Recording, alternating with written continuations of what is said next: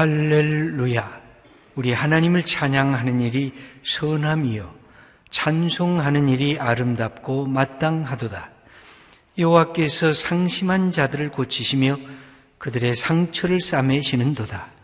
여호와께서 겸손한 자들은 붙드시고 악인들은 땅에 엎드러 뜨리시는도다. 감사함으로 여호와께 노래하며 수금으로 하나님께 찬양할지어다. 하나님은 영이시니 예배하는 자가 영과 진리로 예배할지니라. 아멘.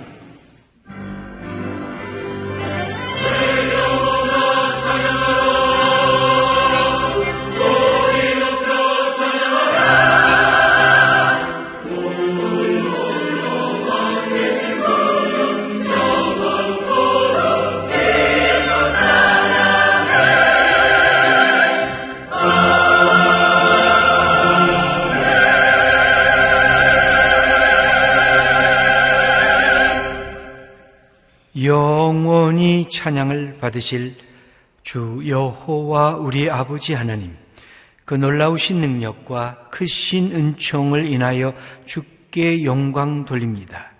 죄와 사망에서 우리를 건지신 주 예수 그리스도의 구원의 은혜를 길이 찬양하옵고, 오늘도 우리와 함께 하시며 날마다 새롭게 하시는 성령의 교통하심을 인하여 찬송을 부릅니다.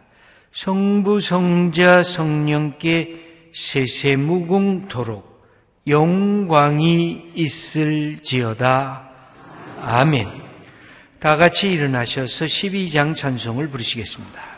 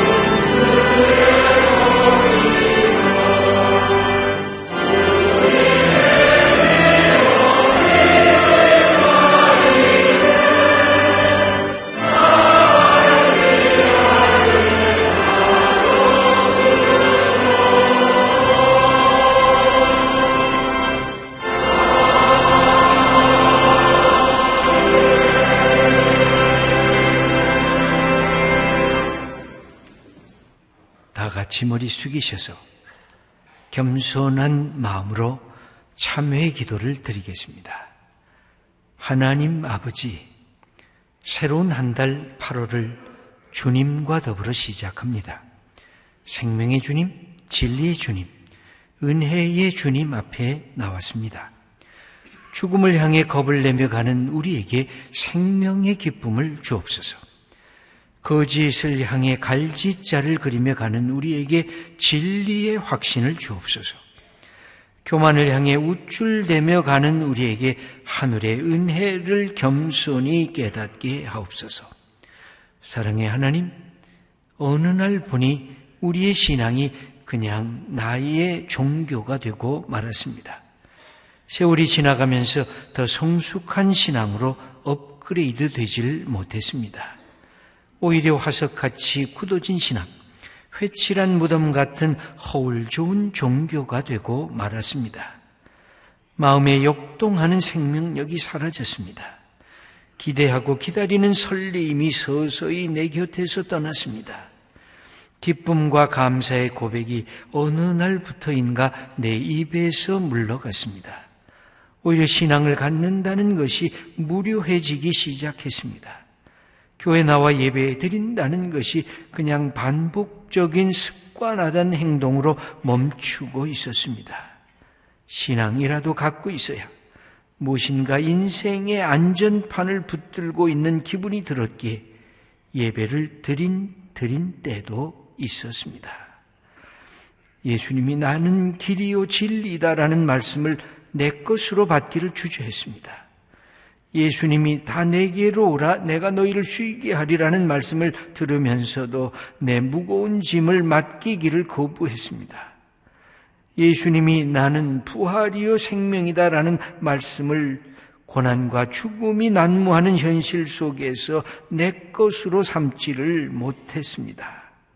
성령님이시여, 이제는 예수님이 우리 인생의 문제와 물음의 해답인 것을 믿고 고백하게 하옵소서. 이제는 우리 입으로 하나님만이 우리를 사랑하시고 구원하시는 참된 분이심을 선포하게 하옵소서. 지금은 주님과 나만이 아는 죄를 생각하며 묵묵히 참회의 기도를 계속합니다.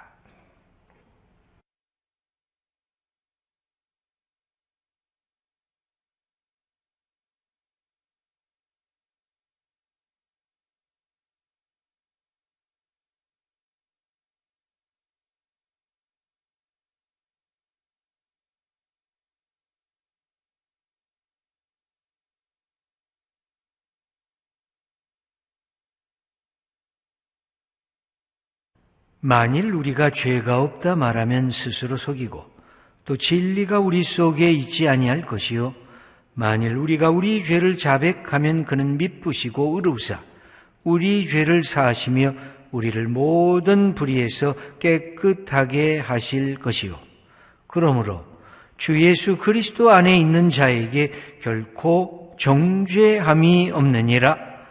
아멘. 이제는 우리 신앙을 한 목소리로 고백합니다. 나는 전능하신 아버지 하나님, 전지의 창조주를 믿습니다. 나는 그의 유일하신 아들, 우리 주 예수 그리스도를 믿습니다. 그는 성령으로 잉태되어 동정녀 마리아에게서 나시고 본디오 필라도에게 고난을 받아 십자가에 못 박혀 죽으시고 장사된 지 사흘 만에 죽은 자 가운데서 다시 살아나셨으며 하늘에 오르시어 전능하신 아버지 하나님 우편에 앉아 계시다가 거기로부터 살아있는 자와 죽은 자를 심판하러 오십니다. 나는 성령을 믿으며 거룩한 공교회와 성도의 교제와 죄를 용서받는 것과 몸의 부활과 영생을 믿습니다. 아멘.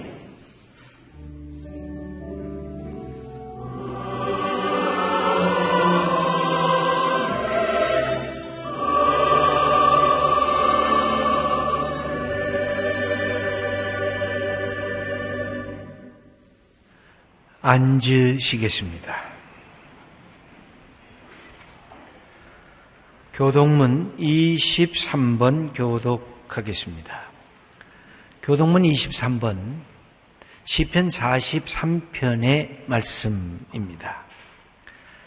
하나님이여 나를 판단하시되 경건하지 아니한 나라에 대하여 내 송사를 변호하시며 주는 나의 힘이 되신 하나님이시거늘 어찌하여 나를 버리셨나이까?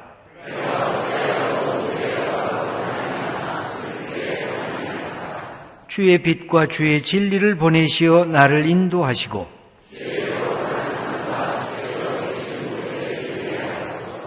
그런즉 내가 하나님의 제단에 나아가 나의 큰 기쁨의 하나님께 이르리이다.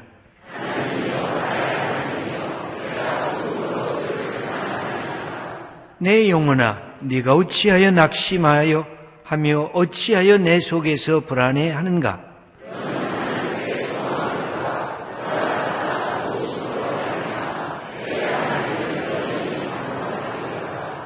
아멘. 254장 찬송 부르겠습니다.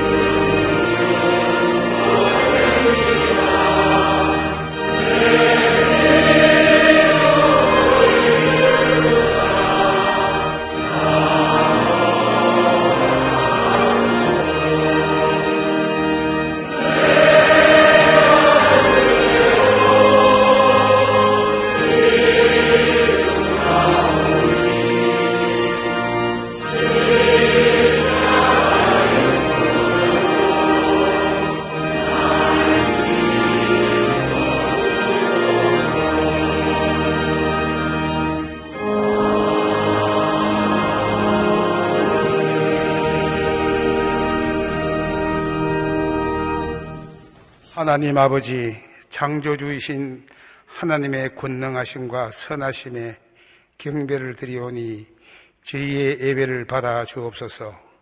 하나님 아버지, 티끌과 재에 지나지 않는 인간들의 영육 속에 창조주 하나님의 씨앗을 심어주시어 눈을 뜨기만 하면 하나님을 볼 수 있게 하심을 찬양합니다. 창조주이신 하나님께서 권능으로 우리를 붙들어 주시며 섭리로 다스리시며 선하심으로 양육하시며 각종의 축복으로 우리를 채워주심에 찬송을 드립니다. 하나님을 대항한 배은망덕한 인간임에도 불구하고 창조주 하나님의 자비를 넘치도록 받지 못한 사람은 하나도 없기에 여호와 하나님을 찬미합니다. 하나님 아버지, 간절히 원하옵기는 경건한 사람을 영생의 상급으로 축복하시는 하나님의 종말적인 심판 때에도 온전한 사랑의 구속주이신 하나님을 완전히 신뢰하며 경외하며 두렵고 떨리는 마음으로 예배드리게 하옵소서. 하나님 아버지, 잉태로부터 사망에 이르기까지 거짓일 수밖에 없는 죄인들을 하나님의 독생자이신 그리스도 예수의 십자가의 피로 속량하여 주심을 감사드립니다.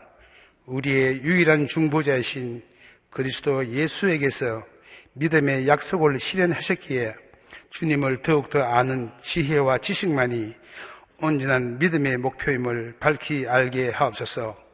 저희의 믿음이 아무리 전후 좌우로 흔들려도 다 탄 제 밑에 불씨가 잔존하는 것처럼 믿음의 뿌리는 뽑힐 수 없는 것과 항상 오류와 불신앙에 둘러싸여 있을지라도 믿음의 방패이신 하나님의 말씀만으로 맹신과 의심과 형식적 신앙을 물리치고 새로운 힘으로 진정한 믿음이 지탱될 때마다 예수님의 놀랍고 너무나 값진 은혜임을 고백하게 하옵소서.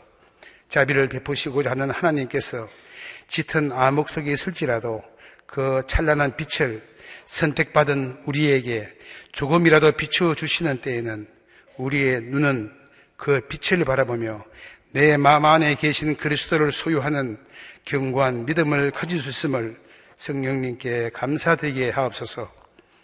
주님, 이 시간 오직 하나님은 참 되시다라는 제목으로 하나님의 말씀을 선포하시는 담임 목사님을 성령님께서 인도하여 주옵소서. 듣는 저희에게는 뛰어난 믿음의 선지자 다윗의 마음이 항상 불안하여 무수히 자신을 비난하면서도 여전히 하나님을 향해서 일어서는 것과 같이 모든 짐과 싸우면서도 머리를 들고 일어서는 종려 나무와 같이 이 세상의 시련과 공포에 흔들리며 싸울 때에도 한낱 괴로움에 지나지 않는 불신앙에 맞서 부단히 싸워 이기는 굳건한 믿음을 지키는 소망의 권성님이 다 되시기를 원합니다. 시온 찬양대가 준비한 찬양이 아름답게 연락되기를 원합니다. 교회를 위해 헌신하시는 교역자님과 선교사님의 애통한 수고로 천국의 보화가 쌓이는 역사를 이루시옵소서. 교회 안팎에서 예배를 돕는 봉사자들에게도 기쁨을 더하여 주옵소서.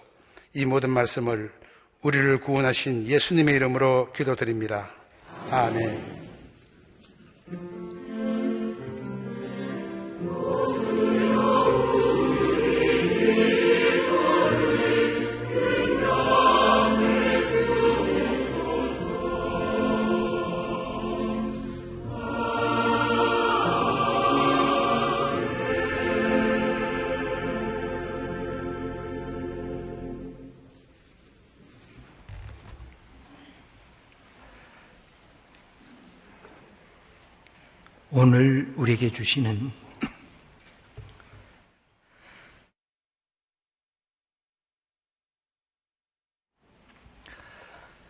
오늘 우리에게 주시는 하나님의 말씀은 신약성경 로마서 3장 1절에서 8절까지의 말씀입니다.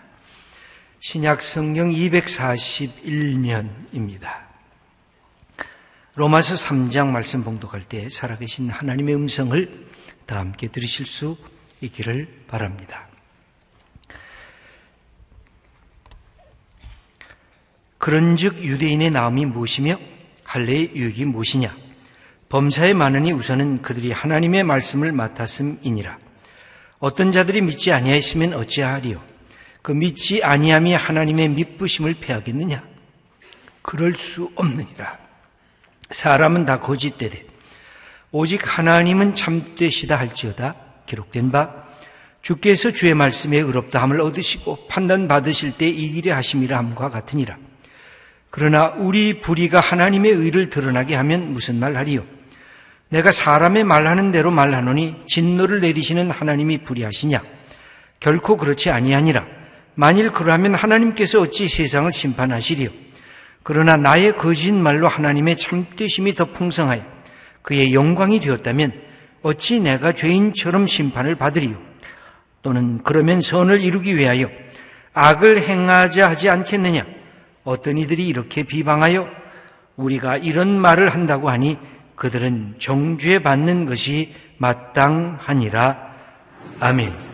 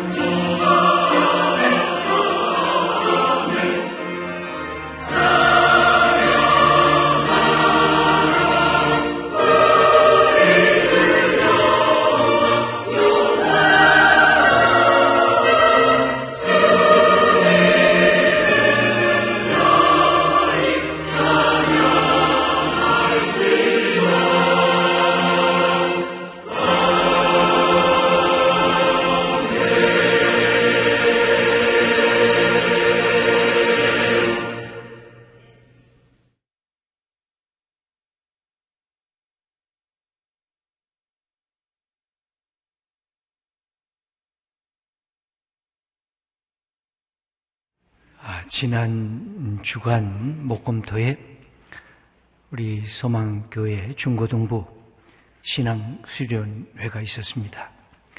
그래서 금요일 날 소망수양관을 방문하게 됐는데 여러 선생님들이 아주 수고하고 우리 학생들과 함께 있었습니다. 특별히 고등학교 3학년 학생들을 따로 만났습니다. 한 20명 가까운 고3 친구들이 공부하는 것 잠시 놔두고 소망 수련회에 참석했습니다. 그 자체만 보면서도 아주 기특하고 대견하게 여겨졌습니다. 시험인 지 얼마 안 남았는데 하나님께 자기의 삶을 맡길 줄 아는 복된 자녀들이구나 하고 축복하는 마음이 들었습니다. 저녁이 되면 고3 친구들이 더 많이 온다는 이야기를 서로 하면서 기뻐하고 있었습니다. 차 한잔 마시면서 그들과 대화하고 함께 기도를 했는데 한번 이야기할 것 있으면 자유롭게 한번 이야기해보라. 그랬더니 한 학생이 여러 질문들을 했는데 그 중에 한 학생이 이런 걸 어떻게 해결했으면 좋겠습니까? 하는 질문을 제기했습니다. 저는 남의 시선을 너무 많이 느낀다는 겁니다. 그래서 자기 자신을 자꾸 잃어버리게 되는데 어떻게 이 남의 시선에서 벗어날 수가 있겠습니까? 하는 그런 질문이었습니다. 그래서 저도 그랬습니다. 나도 똑같다고. 남의 시선을 느낄 수밖에 없다고. 남이 인정하고 칭찬하면 기분이 좋아지다가 남이 뭔가 잘못을 지적하고 비판을 받게 되면 이거 어떡하지? 하는 생각이 내게도 똑같이 든다고 이야기를 했습니다. 그러면서 남의 시선에 자유로울 수 있는 사람이 어디 있겠는가 하고 제가 그렇게 한번 얘기를 했습니다. 자네에게 여자친구가 생겼다고 하면 누구의 시선을 가장 많이 받고 싶은가 하고 물었더니 금방 얼굴에 화색이 돌면서 단연코 여자친구지요 하고 이야기를 했습니다. 왜 그렇겠습니까? 내가 좋아하는 친구, 내가 사랑하는 여자친구가 바로 나에게 관심 갖고 나를 인정하기 때문에 그렇다는 것입니다. 아마 이런 경우를 아들 가지신 엄마들이 경험했을 것입니다. 이런 못된 놈. 내가 너를 어떻게 여기까지 키웠는데 여자친구 갑자기 하나 생겼다고 엄마 말보다는 여자친구 말에 더 귀를 기울이는 그런 모습을 보고 아마 화를 내시거나 섭섭해 본 적이 있을 것입니다. 여러분, 어떤 사람이 내게 시선을 보내는가? 우리의 생각은 어떻습니까? 많은 사람에게 인정받고 많은 사람들에게 칭찬받는 것이 누구에게나 좋을 것입니다. 그러나 그것보다 더 중요한 것이 무엇이냐면 나를 아는 사람, 나를 사랑하는 사람, 그 사람이 나를 인정하는가? 이게 굉장히 중요한 것입니다. 무엇보다 내가 존경하는 사람, 내가 신뢰하는 사람, 그분이 나를 칭찬하고 나를 인정하면 그것보다 더 큰 것이 없을 것입니다. 그렇게 될 때 다른 사람들의 웬만한 이야기, 웬만한 시선과 평가로부터 우리는 자유로워질 수 있기 때문에 그런 것입니다. 만약 이런 시선과 이런 인정과 칭찬이 다른 인간이 아니라 나를 사랑하시고 나를 위해서 모든 것을 내어놓으신 예수 그리스도, 하나님, 그분이 나를 향하여 시선을 보내고 나를 인정한다면 이 얼마나 좋은 것일까요? 우리는 인생의 굉장한 후원자를 옆에 두고 있는 것 아니겠습니까? 우리가 오늘 이 시간도 모든 것을 다 제쳐놓고 하나님 앞에 나와 예배 드리는 이유가 뭡니까? 하나님의 시선 앞에 서기를 원해서 그렇습니다. 하나님이 나를 인정하고 하나님이 나를 사랑한다는 그 말씀을 듣고 싶고 하나님께서 내 인생을 이끌 테니까 나로 하여금 겁내지 말고 다른 사람의 시선 속에서 흔들리지 말고 인생을 든든한 이 기반 위에 서서 가라. 그렇게 하나님께서 말씀하시는 것을 듣기 위해서 오늘 우리가 주님 앞에 나와 예배를 드리는 것입니다. 바울도 그랬습니다. 어떻게 하면 하나님께서 자기를 인정하실까? 그래서 뭘 붙잡았냐면 율법을 붙잡았습니다. 그러나 어느 날 다메섹 도상에서 예수 그리스도를 그가 만나게 되었을 때 아니 율법이 나를 인정하고 평가하는 것이 아니라 하나님이 직접 보내신 하나님의 아들 예수 그리스도를 통해서 내가 온전히 하나님의 사람으로 바뀌어지는구나 하는 사실을 깨닫게 됐습니다. 그래서 율법을 통해서 보았던 그 모든 눈을 예수님이라고 하는 그분을 통해서 모든 것을 보면서 하나님이 나를 사랑하시는구나. 하나님께서 진실하신 분이시구나. 하나님께서 구약에 약속하신 것을 예수님을 통해서 내게 다가오셨고 나로 하여금 하나님의 자녀가 되는 놀라운 축복을 주시는구나. 그래서 하나님은 신실하신 참되신 하나님이시구나. 그 사실을 예수 그리스도를 통해서 사도 바울은 깨닫게 되면서 그의 인생을 주님을 위한 인생을 살게 되었던 것입니다. 여러분 오늘 본문에서 바울은 하나님이 누구신가를 설명을 하고 있습니다. 하나님은 참되시다는 것입니다. 신실하다는 것입니다. 하나님의 약속을 우리에게 주신 대로 이 땅에서 행하신다는 것입니다. 그래서 오늘 4절 말씀에 바울은 이렇게 선포하면서 시작하고 있습니다. 함께 읽어보겠습니다. 그럴 수 없느니라. 사람은 다 거짓되되 오직 하나님은 참되시다 할지어다. 여기 하나님이 참되신 것은 여러 가지 이유가 있지만 여기에 시작은 그렇습니다. 인간이 질문하는 모든 질문에 대해서 하나님이 대답이시라는 것입니다. 오늘 1절부터 8절까지는 유대인의 4가지 질문이 나오고 사도 바울의 4가지 대답이 연속되면서 교차되고 있습니다. 사실 여기에 나오는 질문은 유대인이었던 사도 바울이 예수님을 알기 전에 그도 함께 가졌던 그런 질문이었습니다. 어떤 질문이었겠습니까? 예수 믿으면 구원을 받는다는 것, 십자가에 달린 그리스도가 하나님의 아들이라는 것, 그래서 그분을 믿기만 하면 구원을 받는다고 했는데 그렇게 되면 내가 여태까지 따라왔던 유대 종교는 무엇이 되는가 하는 질문이었습니다. 크게 보면 이런 것이었습니다. 유대 종교와 바울이 믿고 있는 복음에 대한 그 비교였습니다. 유대 종교는 이렇게 자기를 주장을 합니다. 우리는 하나님의 은혜를 받을 만한 백성이야. 하나님의 율법을 이미 우리가 받았지. 그리고 약속의 자손이라고 표시할 수 있는 할례까지 우리는 행했지. 그것만으로도 하나님 앞에 설 수 있는 충분한 자격이 있어. 우리는 안전판이 있어. 그래서 더 이상 예수의 복음을 우리는 들을 필요가 없어. 이렇게 바울에게 질문하는 것입니다. 그랬더니 바울은 이렇게 대답을 합니다. 이방인만 죄인인가? 유대인도 하나님 앞에 충분히 설 수 있는 그런 사람이 아니지. 유대인이나 헬라인이나 하나님 앞에 서면 다 죄일 뿐이지. 그리고 예수 그리스도를 통해서 우리가 하나님 앞에 나아가고 예수 그리스도를 통해서 주신 구원, 주신 생명, 그것이 하나님의 은혜라고 바울은 주장하고 있습니다. 유대 종교는 다시 바울에게 이렇게 질문을 합니다. 바울아, 너는 죄가 많은 곳에 은혜가 넘친다고 그렇게 말했는데 이것은 로마서 5장에 등장을 합니다. 그렇다면 죄를 많이 지으면 지을수록 하나님의 은혜가 더 빛나는 것 아닌가?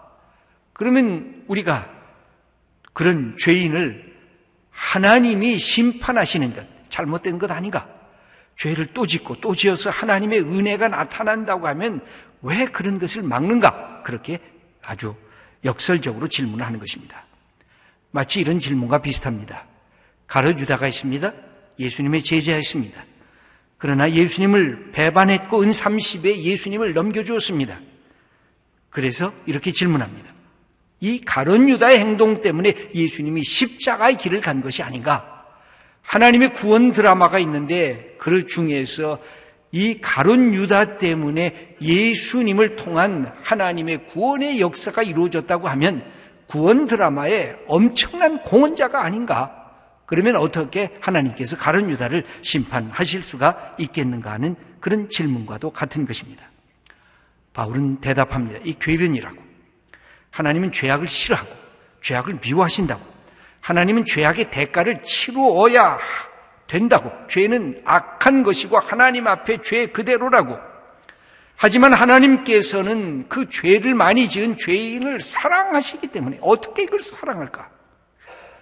그래서 죄 없는 당신의 아들을 이 땅에 보내셔서 인간의 죄, 그 모든 죄, 그 모든 고난, 그 모든 죽음, 그것을 죄의 대가를 예수 그리스도에게 전가시키셨고 그래서 예수님께서 십자가에 못 박혀 죽으심으로 이제는 예수님을 믿는 사람들을 하나님의 자녀가 되는 새 역사를 보내주셨다는 것.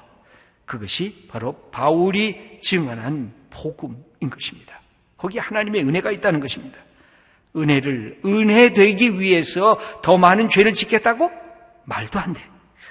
결코 그럴 수 없느니라. 그건 궤변이라. 그것은 후한무치한 잘못된 생각이라고 바울은 지적해 주고 있는 것입니다. 여기에 중요한 것이 있습니다. 예수님이 정말 인생의 문제에 대한 대답일까? 그리고 하나님은 예수님을 통해서 하나님의 신실성을 우리들에게 보여주시는 분일까? 하나님은 우리를 사랑하시는 분일까? 우리의 문제에 대한 하나님이 대답으로서 우리에게 다가오시는 분일까? 여러분, 우리가 어려서부터 이 진리에 대한 질문을 했기에 이 예수 그리스도를 믿고 여기까지 오게 된 것입니다. 우리가 10대, 20대에 우리가 지녔던 질문은 이런 것들이었습니다. 나는 도대체 누굴까? 내 인생의 목표는 무엇으로 정해야지? 내 꿈과 비전은 어디를 향해 가야 되는 것이지? 내가 이렇게 사는 삶의 의미가 정말 있는 것일까? 10대, 20대에 이런 질문을 해보지 않은 분이 없을 것입니다. 어떻게 내 인생을 살아야 될까? 30대, 40대가 되면 우리는 알게 모르게 저절로 현실주의자가 됩니다. 그리고 이 현실적인 삶에 들어가다 보면 내 도덕적인 양심에 내가 자꾸만 거슬리는 일들이 생겨집니다. 결혼도 하고 자녀도 갖고 때로 이 세상에서 살아남기 위해서 때로는 내가 거짓말도 했고 때로는 술수도 썼고 그리고 내가 추구했던 것이 부였고 돈이었고 권력이었고 그렇게 치열하게 살아왔는데 자꾸만 양심에 갇히게 되는 것입니다. 이렇게 계속 살아도 될까? 그래서 어느 날은 죄책감에 빠지게 됩니다. 나는 이게 무거운 짐이 내게 있구나. 이 도덕적인 무거운 짐, 양심에 갇히게 되는 이 짐을 내가 신앙인으로서 이렇게 계속 살아도 되는가 하는 질문을 하면서 이것을 벗어나고 싶은 그런 우리의 물음이 있습니다. 어떻게 벗어날 수 있을까? 50대, 60대로 넘어가면서 우리는 어느 날 내 몸이 말 잘 안 듣는 것을 느끼면서 늙어가고 있구나. 언제부터인가 잠을 자려고 누우면 잠은 오지 않고 머리에서부터 발끝까지 온몸 이 삭신이 마구 쑤시고 아픈 것을 경험하게 됩니다. 이러다가 인생 끝나는 것 아닐까? 이러다가 죽음이 내게 갑자기 다가오는 것은 아닐까? 이 고통과 마지막에는 죽음에 대한 두려움이 나를 이렇게 슬금슬금 지나가고 있습니다. 여러분, 이것은 이 내 나이의 시대별로 들어오는 것은 사실은 아닐 것입니다. 순간순간 이 세 가지의 물음은 반복해서 내 삶에 흘러오고 있습니다. 그 질문은 첫째는 인생은 의미와 목표가 있는 것일까? 둘째는 양심의 가책, 때로는 죄책을 도대체 어떻게 해결하면서 살아야 될 것인가? 셋째는 고난의 문제, 궁극적인 고난의 마지막인 죽음의 문제를 해결할 대책이 내게는 있는 것일까? 우리는 이 질문을 알게 모르게 수없이 반복해서 했습니다. 여러분, 제게도 그랬습니다. 도대체 이게 뭘까? 그러면서 예수 그리스도를 만나게 된 것입니다. 지금도 저는 다시 질문을 합니다. 예수님이 정말 해결책일까? 하나님이 예수님을 통해서 우리에게 해결책을 주신 신실한 분이실까? 저는 예수 그리스도를 믿게 된 것이 제 인생에 얼마나 큰 축복인가. 예수님을 생각할 때마다 참 감사하다. 하나님 고맙습니다. 내 인생의 질문을 누가 이렇게 대답한 분이 있습니까? 당신 외에는. 하고 예수님을 찬양하지 않을 수가 없습니다. 내 실존의 홈, 인생이 갖고 있는 수많은 물음들에 대해서 예수님이 제게 대답했기 때문에 그렇습니다. 근데 그것도 충격적으로 대답을 했습니다. 요한복음 14장 6절의 말씀을 우리 함께 읽겠습니다. 예수께서 이르시되 내가 곧 길이요 진리요. 여기 보면 예수님의 말씀은 좀 충격적인 것입니다. 여러분, 세상 사람들은 이렇게 얘기를 잘 안 합니다. 아니, 못 합니다. 근데 예수님은 아주 이걸 너무 쉽게 하는 거예요. 제가 볼 때 그렇다는 거죠. 너무 단호하게 한다는 거예요. 너무 명백하게 내가 길이다, 내가 진리다. 그래서 우리가 예수님을 처음 믿을 때 쉽지가 않았던 게 바로 이런 예수님의 도발적인 당신의 선포가 들어와 있기 때문에 그렇습니다. 아니, 수많은 철학자들, 수많은 사상가들은 이렇게 얘기를 안 하거든요. 나와 함께 얘기하자. 얘기하다 보면 우리가 진리에 이르지 않겠나? 나와 함께 길을 가보자. 그러다 보면 뭔가 궁극적인 길에 우리가 도달하지 않을까? 이렇게 이야기를 하는데, 아니, 다른 종교도 마찬가지입니다. 그런데 예수님만큼은 아주 명백하게 내가 길, 내가 진리다. 이 삶의 방향성을 예수님만큼 이렇게 명백하게 주신 분이 어디 있습니까? 그래서 우리가 당황합니다, 처음에는. 정말 내가 예수님에게 내 인생 전체를 걸까? 예수님이 진짜 길일까? 예수님이 진리일까? 여기에 내 삶 전체를 걸어도 괜찮을까?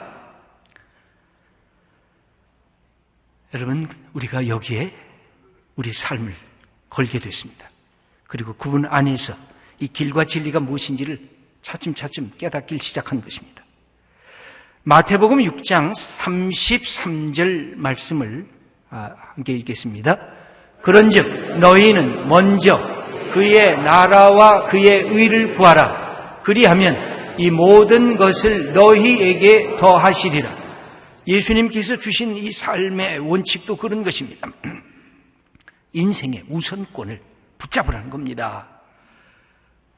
셋째, 넷째, 다섯째 붙잡으면 흔들린다는 것입니다. 첫 번째가 무엇인지 붙잡아야 나머지가 다 정리가 된다는 것입니다. 하나님을 붙잡아야 하나님이 만드신 피조물이 내 것이 되지. 예수 그리스도를 붙잡아야 하나님의 아들이 되고 딸이 되니까 하나님께서 주신 이 모든 이 우주의 선물들이 우리의 것이 된다는 이 사실을 알고 먼저 하나님을 구하라. 먼저 하나님의 나라를 구하라. 먼저 하나님이 원하시는 것을 구하라고 우리들에게 가르치고 계십니다. 여러분, 불교는 인생의 허물을 말하면서 네 마음을 비우라고 그렇게 가르칩니다. 그것만 갖고도 아주 탁월한 인생의 이 어떤 사상을 지니고 있는 것입니다. 기독교 신앙은 그 비워진 곳을 말씀으로 채우라고 말합니다. 성령으로 채우라고 말씀합니다. 여러분, 그냥 비워둔 채로 있으면 인간의 모든 쓰레기 같은 것들이 그 안에 들어오기 때문에 그렇습니다. 기독교에서도 자기 비움이라는 것은 자기 부인입니다. 너 자신을 부인하고 나를 따르라. 그게 인생의 비움입니다. 그런데 곧 나를 따르라. 누구로 채워야 됩니까? 예수님으로 채우는 것입니다. 살아계신 예수님의 인격으로 내 속을 채워 나가는 것, 그것이 인생의 의미와 목표를 발견하는 하나님께서 우리에게 주신 축복의 길입니다. 두 번째 문제가 있습니다. 도덕성의 문제입니다. 이 양심의 가책의 문제입니다. 내가 아무리 선한다고 다른 사람들에게 얘기해도 내 자신 혼자 가만히 앉아있으면 내 자신의 몰골을 다 알고 있습니다. 내 속에 뭐가 있는지. 그 속에 불의가 있습니다. 내 안에 탐욕이 있습니다. 내 안에 정욕이 있습니다. 내 안에 남을 시기하고 질투하는 마음이 있습니다. 이기적인 교만이 내 안에 들어있는 것 우리가 알지 않습니까? 이런 것들이 나를 자꾸만 뒤흔들기 때문에 우리의 삶이 여기저기 상처나면서 좌절하면서 무너질 때가 있습니다. 이 죄악들이 나를 사로잡아 가고 있는 것입니다. 이 무거운 짐이 됩니다. 나를 억누르고 있습니다. 여러분, 우리가 예수님 앞에 나갈 때 예수님의 말씀이 그래서 들려옵니다. 마태복음 11장 28절의 말씀을 함께 읽겠습니다. 수고하고 무거운 짐진 자들아, 다 내게로 오라. 내가 너희를 쉬게 하리라. 네가 짐을 가졌으면 내게로 오라는 것입니다. 그것이 영적인 짐이든지 정신적인 짐이든지 내 육체적인 짐이든지 너를 억누르는 것, 내 머리 속에 너를 자꾸만 내려까는 것, 내 마음속에 한 맺힌 것처럼 붙들려 있는 그 모든 것들을 토해내라는 겁니다. 너를 좌절하게 하는 것, 너를 실망하게 하는 것, 내 속에 죄악 때문에 어찌할꼬 하고 탄식하는 그 모든 것들을 주님 앞에 내려놓으라는 것입니다. 그러면 주님께서 그 죄의 짐을 풀어놓겠다는 겁니다. 쉼을 주겠다는 것입니다. 평안을 주겠다는 것입니다. 이 평안은 세상이 주는 평안과 같지 아니한 평안을 우리에게 주시겠다는 것입니다. 요한복음 8장 11절 말씀을 읽겠습니다. 예수께서 이르시되 나도 너를 정죄하지 아니하노니 가서 다시는 죄를 범하지 말라. 가늠하다 현장에서 붙잡힌 여인, 다른 수많은 사람들이 정죄의 손가락을 내밀었을 때 예수님은 이 여인을 용서하셨습니다. 내가 용서를 받아야 된다. 여러분, 우리를 억누르는 것이 뭘까요? 우리의 마음속에 맺혀진 이것들이 뭘까요? 우리를 아프게 하는 게 뭘까요?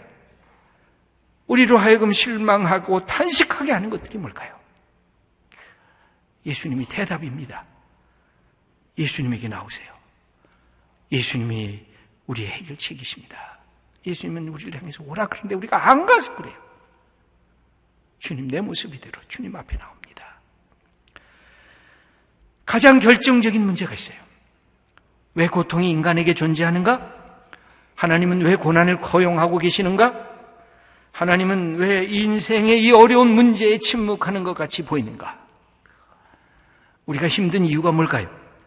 해결책이 잘 눈에 보이지 않기 때문에 그렇습니다.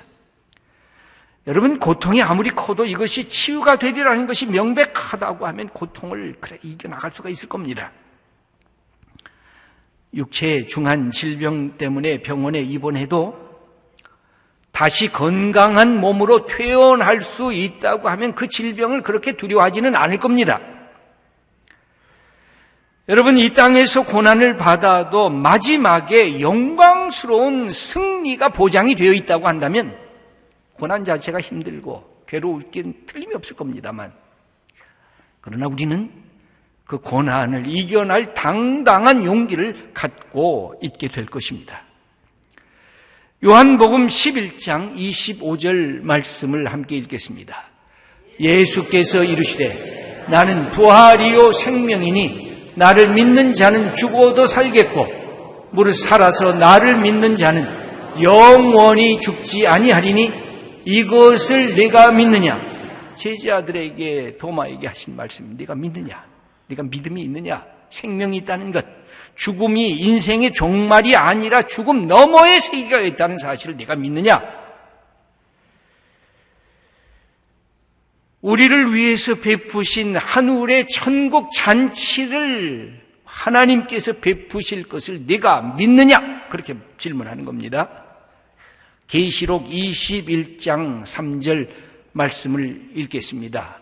하나님이 그들과 함께 계시리니 그들은 하나님의 백성이 되고 하나님은 친히 그들과 함께 계셔서 모든 눈물을 그 눈에서 닦아주시니 다시는 사망이 없고 애통하는 것이나 곡하는 것이나 아픈 것이 다시 있지 아니하리니 처음 것들이 다 지나갔음이러라.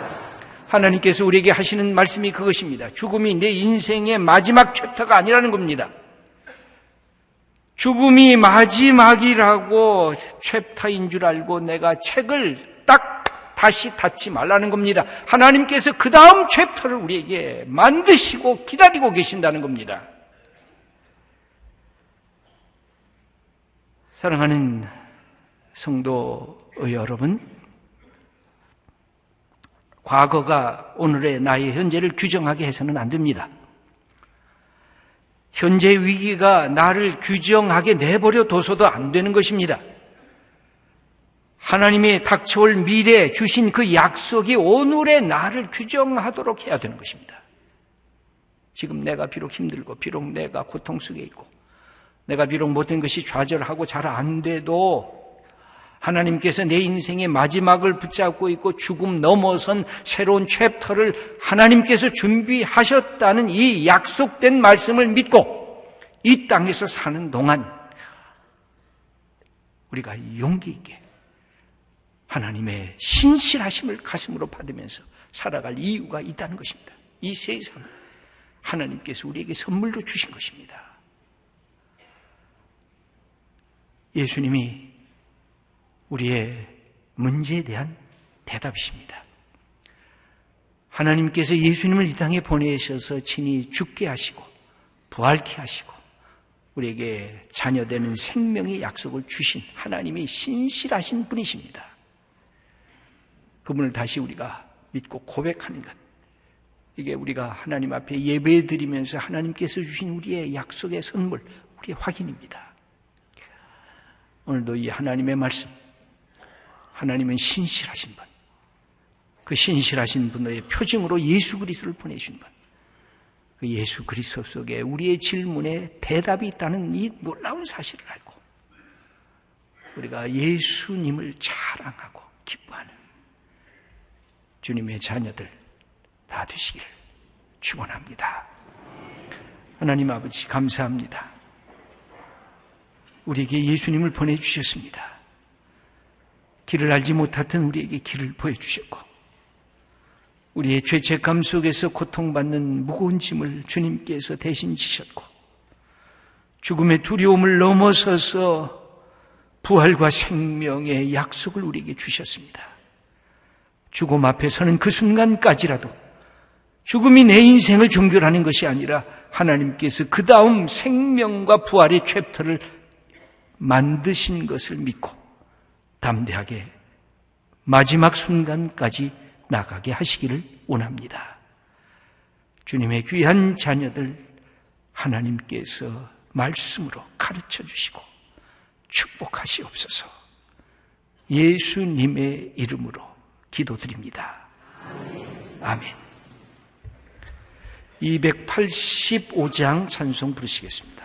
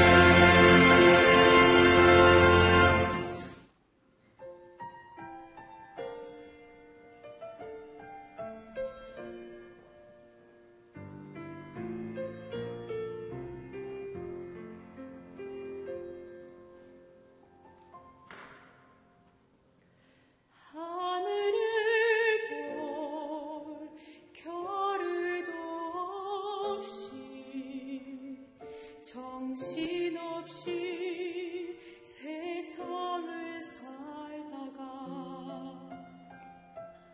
마음의 먹먹함이 내 삶을 짓누를 때 그때서야 주님을 찾습니다. 행복을 느낄 겨를도 없이 분주하게 세상을 살다가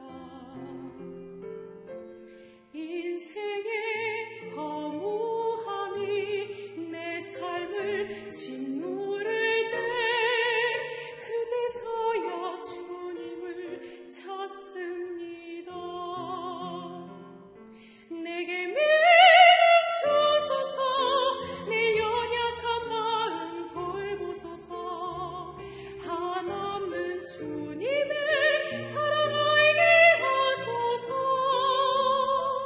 영원까지 그의 백성 지키시는 우리 하나님 바라보며 살게 하소서.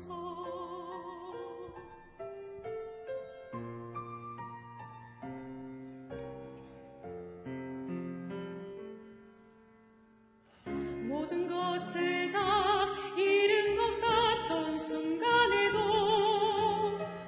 모든 아픔이 다 내 것인 것 같다 해도 항상 지키시는 나의 주, 세상을 살아갈 힘드시네. 내게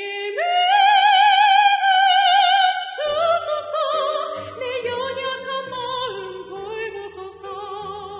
한없는 주님의 사랑 알게 하소서. 영원까지 그의 백성 지키시는 우리 하나님 바라보며 살게 하소서. 하늘 보며 살게 하소서.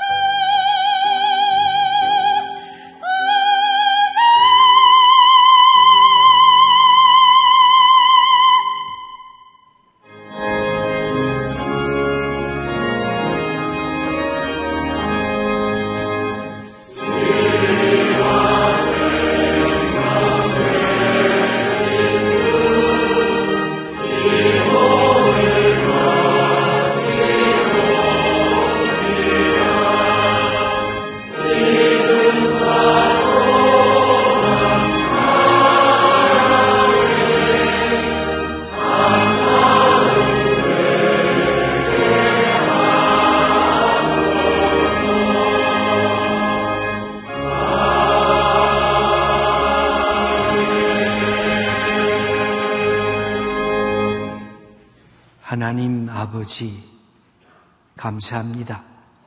예수님을 우리에게 보내주셔서 놀라우신 하나님의 사랑을 알게 하셨습니다. 주님 사랑하는 마음으로 주님께서 주신 것 중에 10의 1조 헌금, 주일 헌금, 감사 헌금을 주님 앞에 올려드립니다. 평생에 넘치는 기쁨과 감사함으로 주님 앞에 드리게 하시옵소서. 우리의 가정에 하늘의 평안을 주시고 우리의 산업의 복에 복을 더하시옵소서. 오늘 처음 예배 드리는 사람이 있습니다. 예수님을 나의 주님으로, 하나님을 아바 아버지로 모시게 하시고 성령님의 지혜와 능력으로 살아가는 복된 믿음의 사람 다 되게 하시옵소서. 사랑하는 하나님, 우리의 성도님 중에 몸이 연약한 사람들이 있습니다. 기도할 때, 말씀 들을 때 주의 성령님께서 임재하시고 그 영혼의 기쁨을 회복시켜 주시기를 원합니다. 하나님, 몸 안에 있는 연약한 세포들은 강해지게 하시고 몸 안에 있는 악하고 못된 암세포들은 십자가의 보혈의 능력으로 하나하나 소멸 시키시옵소서. 생명의 기운을 불어 넣으시옵소서. 우리 살아계신 하나님의 생명을 경험하는 복된 믿음의 사람들 다 되게 하시옵소서. 이제 예수 그리스도의 이름을 들고 세상을 향해 나갈 때 우리가 축복의 통로가 되게 하시고 하나님의 나라와 의가 우리 믿음의 성도들을 통해서 이루어질 수 있도록 주의 성령님께서 동행하시옵소서. 예수님의 이름으로 기도드립니다. 아멘.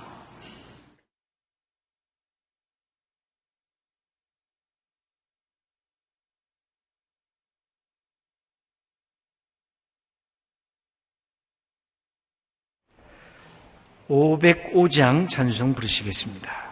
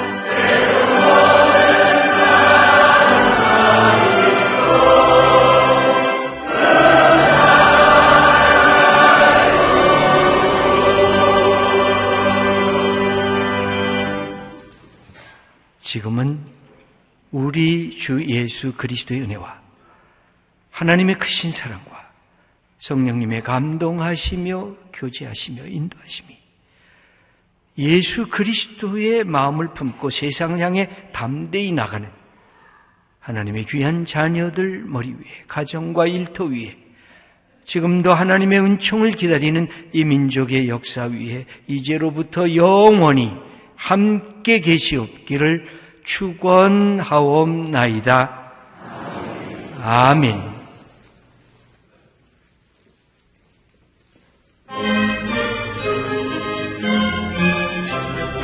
주의